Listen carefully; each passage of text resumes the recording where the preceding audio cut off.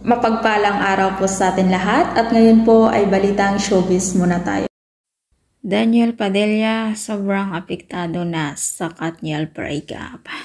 Nawalan daw di umano ng 4 na endorsement, patuloy umanong tumatamlay ang karir ni Daniel Padilla na umabot pa sa puntong 4 na endorsement ang binawi sa kanya.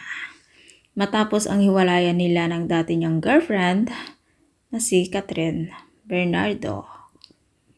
Ayon sa ulat sa Marisol Academy sa Teletabloid, sinabi ng host na si Mildred Bacod na nasagap nila ng kanyang source na 4 na endorsement na para sa Katniel sana ang inatras, sa halip ay sulit itong pinasalo kay Catherine Bernardo at hindi na nila kinuha si Daniel Padilla.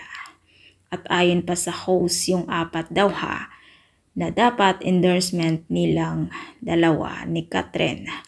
Di umano according sa kanilang source ay kay Catherine na lang daw ito pinigay. At hanggang ngayon naman patuloy pa rin ang mga negatibong issue kay Daniel Padilla. At habang lalong gumaganda ang karir ng dati niyang girlfriend na si Catherine Bernardo. At iba-iba naman ang komento ng mga netizen.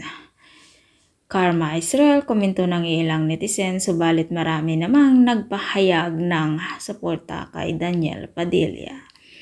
Hindi sa lahat ng pagkakataon ay bagsak ka. At aayon din sa iyo ang tadhana. Keep moving on. God bless you, DJ. At kung hindi ka pa nakasubscribe sa aking channel, please to subscribe my channel, Ives K. Velasco. Maraming salamat at mapagpalang araw po sa ating lahat.